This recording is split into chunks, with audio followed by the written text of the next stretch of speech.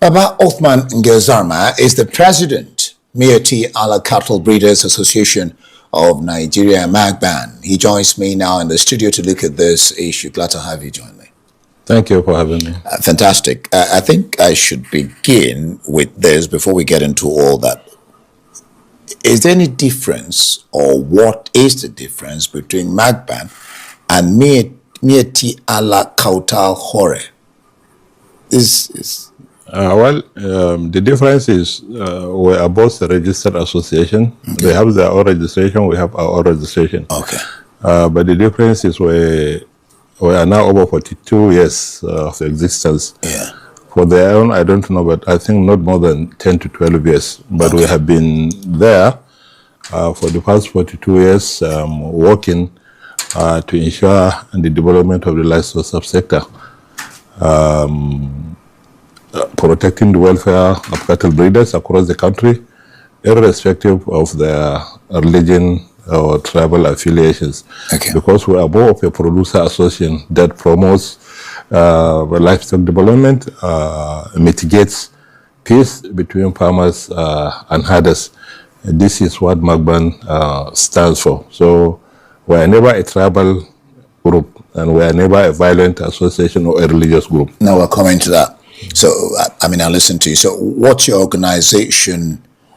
Well, I basically had your reaction to the bill in the US to declare you a terrorist organization.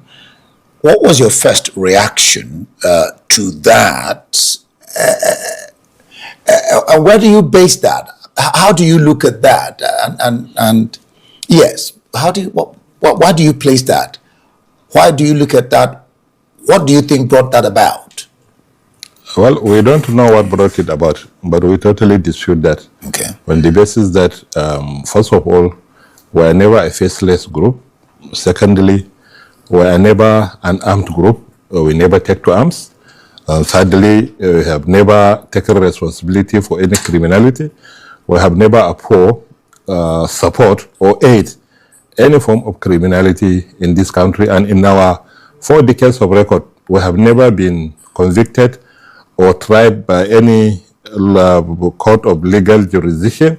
We have never been indicted or punished in one way or the other by the Nigerian government, either state level, local government level, or the national government, because we have been conducting ourselves in the most civilized way, always working to protect the interests of breeders, no matter where they come from, and always working to ensure the development of the livestock subsector for modernization, always working for peace building between herders and farmers. That is what we always stand for. And the government, the Nigerian government can testify that, the security agencies can testify that we have been working closely with the security agencies to ensure peace across the Federation. Yeah, you talked about equipment. I'll come to that later on in the course of our discussion. But in the bill, which I will talk about later, this bill, you are being targeted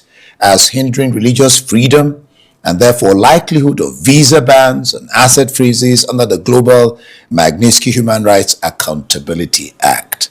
In the event this happens, this could be speculative, but it's good to be proactive. In the event this happens, how do you intend to handle it? God forbids. Yeah, like I said. We don't pray it will happen. Yeah. Because that is the reason why we sustain our crusade to ensure that the public understands what we stand for properly. Because we see no reason why this association can be sanctioned for anything based on the reasons I've earlier told you. So we are always surprised. And in order to sustain what we are doing, we have taken to drawing the attention of the Minister of Foreign Affairs to intervene on our behalf, and the office of the NSA to use their diplomatic engagements and tell the American Congress and the American government who we are and what we stand for and what we have been doing to ensure peace among farmers and herders. And not only that, we have also developed a comprehensive report and submitted to the US Congress for them to see and know what we stand for. And immediately this happened? Immediately this happened. We did that. We submitted a because I was going to ask you what your organization doing. We did. We submitted a comprehensive report. Telling them our position as victims. So you're already engaging them? We are engaging them because our members are also victims of these atrocities. That is the reason why we always condemn them. They are senseless killings that we have never supported, and we always condemn them because our members are also part of the victims that suffered this type of atrocities. We have submitted lists of names of those that were killed, where they were killed, dates they were killed, locations and everything, even pictures. And we have even showed a lot of our engagements with different government agencies within the country and outside the country. We have been engaging at the international level, at the national level, with all those that matter in the livestock sector. So this is an association that is open. We are open, we are never faceless. We have offices in the local governments, in all the 36 states of the Federation, at the national level. So we are always there on the issues of livestock, and we are the critical stakeholders in the country as far as livestock matters are concerned, because we were part of the committee that brought about the National Livestock Transformation Plan document during the Buhari's administration. We are also part of the committee under Tahiru Jega, the former INEC chairman, that brought about the National Livestock Transformation Plan that is under practice today, which brought about the creation of a livestock ministry. We are coordinating very well with the livestock ministry. We have been engaging, going to states, trying to find solutions on how to settle. That's interesting. Before I let you run, because of time, two questions I hope we can get in this. Now, I told you I'll come to the question of the issue of equipments, maybe like guns. The issue of your members herding cows on the streets and carrying cutlasses and guns. And if I would use the word disturbing road users, isn't that constituting a menace? Can't you ranch these cattle? And how do they even get the guns? One very important misconception that we have to correct is not every pastoralist is a member. Oh, okay. Because there are a lot of other pastoralist groups that all have members among the pastoralists in the country. We are only concerned with those who have agreed to be our member and taken our membership card to become our members. And we have never allowed any of our members to carry a gun. We don't know if any of our members who is carrying a gun, because we'll never tolerate that. If we know, we would have reported him to the security to take care of him. Because handling gun is criminality. We don't condone it. We don't support it.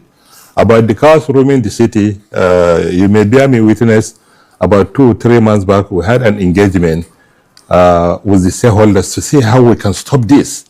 And right now, a committee is going on working on how to stop these cows roaming the city center.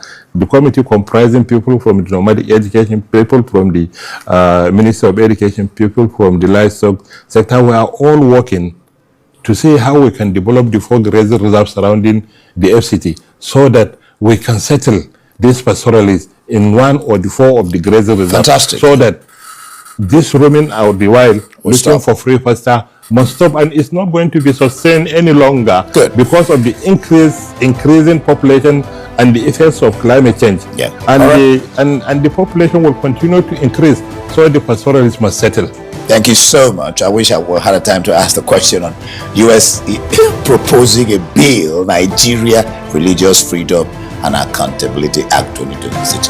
US is proposing that bill, and this is Nigeria. But we don't have the time to talk about that. Thank you, Baba Othman Ngelzarma, the president, Miyetti Allah Cattle Breeders Association of Nigeria, MAG.